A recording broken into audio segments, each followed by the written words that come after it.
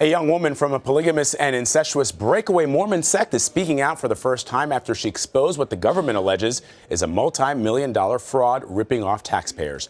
23-year-old Mary Nelson is telling her story on the CBS News program Whistleblower, and she explains how she escaped the Kingston clan, also known as the Order, with the help of her boyfriend Brian. They got married, contacted the IRS and the FBI, and helped uncover the alleged $511 million scam. In tonight's episode of Whistleblower, Nelson discusses her journey from Kingston clan member to government informant with Alex Ferrer. Mary, who are these individuals? Those are all my siblings. Do you miss them? Yes, I miss them very, very much. When I found out that Mary's father had over 200 children, I knew something was very wrong. My father has 18 wives. Mary Nelson is telling all how she became an unlikely whistleblower against prominent members of her own family. That this is the work of the Lord. The Kingston clan.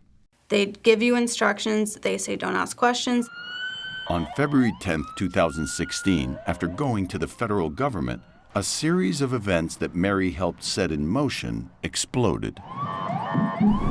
A major show of force at several businesses owned by the Kingston Polygamous Group. The raids were part of an investigation into an alleged money laundering scheme funding lavish lifestyles of some prominent Kingstons, from mansions to exotic cars, while other members lived near the poverty line.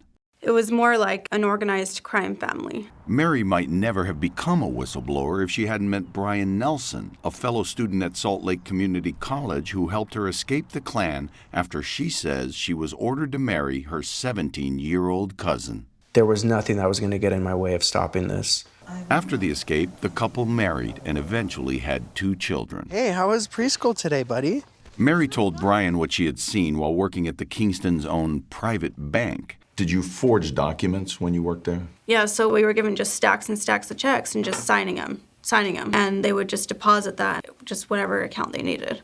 Washakie Renewable Energy appears to be the most profitable business owned by group members. So when Mary was telling me this is the biggest company that the Order has, I started to immediately suspect fraud.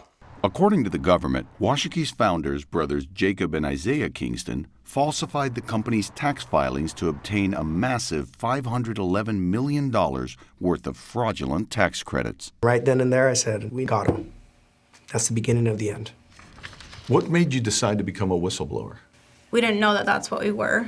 We knew that something had to change. Were you ever afraid that the Kingston group would find out that you and Brian were the informants who went to the FBI?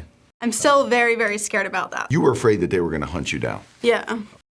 Alex Ferrer is the host for Whistleblower, and he joins us now. This is, I was telling you earlier that I loved last week's story, Yes. but now this one is really interesting. I think this one's my favorite. It is, Yeah, right? But I mean, it's hard to say because we have so many good stories this year. Right. So what happens next here? The 2 brothers are in jail along with their business partner, Lev Derman. They're awaiting trial, which is scheduled to start in July, and it's probably going to last about 6 weeks. So you know, having been a former detective, that what I worry about, I think what our audience will worry about, is whenever there's cults, there's retaliation for people who speak There out. absolutely Are is. they worried about that? Very worried, and rightfully so, because court records revealed text messages between one of the brothers and an enforcer, or actually relating to an enforcer. The government says that the brothers hired an enforcer to threaten, intimidate, harm witnesses. And the text messages refer to a 2-for-1 price, a bulk discount, and give every indication that the enforcer is being hired to target Mary and Brian, the whistleblowers in this case. So they're concerned, and rightfully concerned. Have we heard from the Kingston group? Have they said anything in response to these allegations? They did. They gave a statement, and it says. It says that they, quote, condemn in the strongest terms fraudulent business practices and stress that this behavior goes completely against our beliefs and principles, and also said, quote, business owners who are members of the group have the autonomy to make their own business decisions. Wow. This looks like a fascinating story, as all of the whistleblowers are. Alex, so good to see you. Thank you very much. It's very eye-opening. You're going to enjoy this one, too. Yeah, we're looking forward to it. You can watch the episode of Whistleblower tonight at 8 Eastern, only on CBS.